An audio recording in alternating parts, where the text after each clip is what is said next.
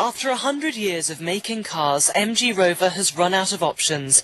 Just before 10 last night, the Trade and Industry Secretary said the receivers had been called in. Last night, Rover's parent company was insisting it was still solvent. What is clear is that the Chinese have pulled out of a partnership that had been Rover's only hope.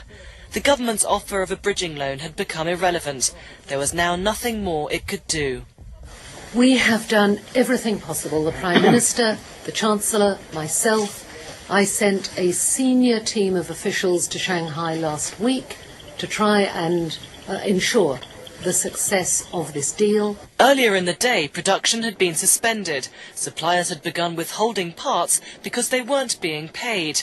For workers at Longbridge, it was a depressing end to an anxious few months. Oh, just totally devastated, about the same as everybody else. We was hoping something was going to happen, and it hasn't. Like, there's a massive pension deficit on ours. Who's going to take that one? 6,000 MG Rover workers now face redundancy and uncertainty about their pension fund, which is deeply in the red. Another 15,000 people who work for suppliers in the West Midlands will also be affected. It was a messy end for what was once Europe's biggest car manufacturer. For so long a vital part of the economy, the government is acutely aware of the impact it could have on a number of marginal West Midlands constituencies. Rebecca Pike, BBC News.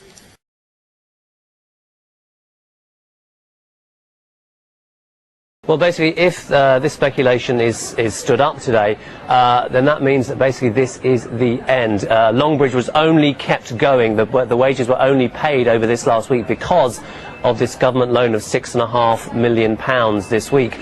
If the government is not forthcoming with any more money, then the next thing the administrators have to do is that they have to announce redundancies. There's simply no other choice. So we're waiting, we're expecting this announcement from the government some point today. The administrators have told me that they expect to make some kind of statement today as well. It doesn't look good, to be honest, because this loan from the government, there are questions as to whether they're able to grant it, because it might go against some EU rules about competition and state aid. So awaiting this announcement from the government, but I don't think it looks good at all. In a business sense, is there any reason to keep paying the Rover workers to stay at home in the chance that somebody might be interested in the plant and take it over?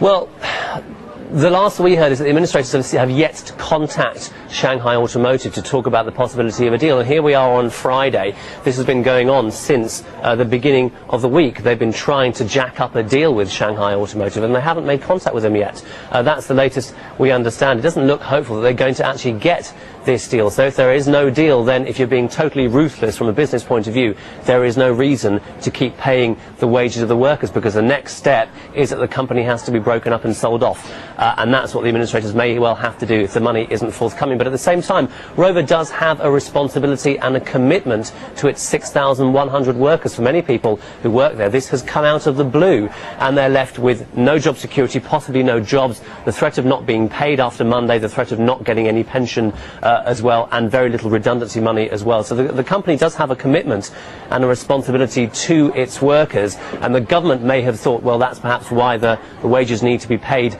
this week. But it cannot indefinitely keep propping up Rover in order for some kind of deal to be made if that deal is simply not going to be forthcoming. If this deal is off, and many thought it was never on, didn't they? I mean, even the T&G have said it was a 1 in a million chance.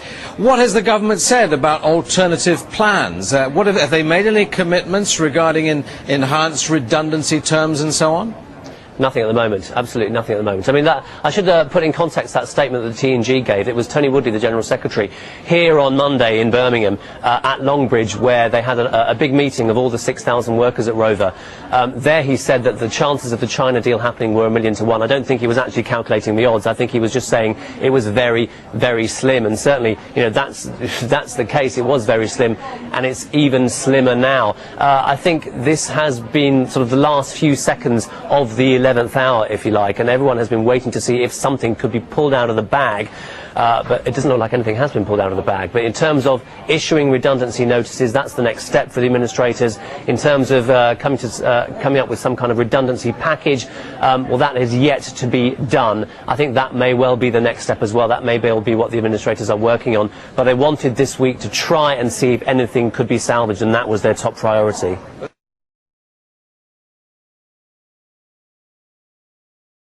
All week, the Longbridge plant has been on life support. Most workers sent home, the production line idle. This morning, the handful of staff left realised the game was up. Well, we were told at the start of the week that the Shanghai deal was dead and there was a 1,000,000 to 1 chance of it coming back, and that's the way we've been looking at it since then, really. It looks like dead and buried now. Dead and buried after 100 years of car-making history at this famous site. An emergency government loan was only enough to pay workers up to the end of this week. Remaining hopes that the Shanghai Automotive Corporation would buy MG Rover evaporated this morning. The company said it wasn't interested. So the administrators, PricewaterhouseCoopers, now running MG Rover, said in a statement, there's no realistic prospect of obtaining sufficient further finance to retain the workforce. Significant redundancies will now be effected. Hi, love. You expect your redundancy notice at any moment.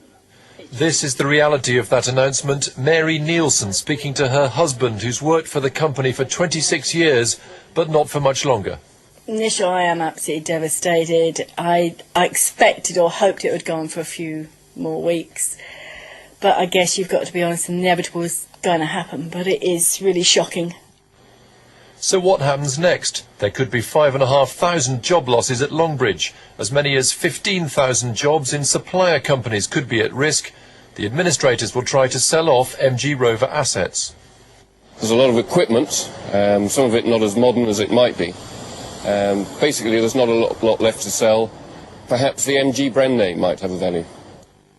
That's no consolation to workers. Some were back with their families today, trying to come to terms with the loss of jobs, benefits and a likely bare minimum in redundancy pay. Hugh Pym.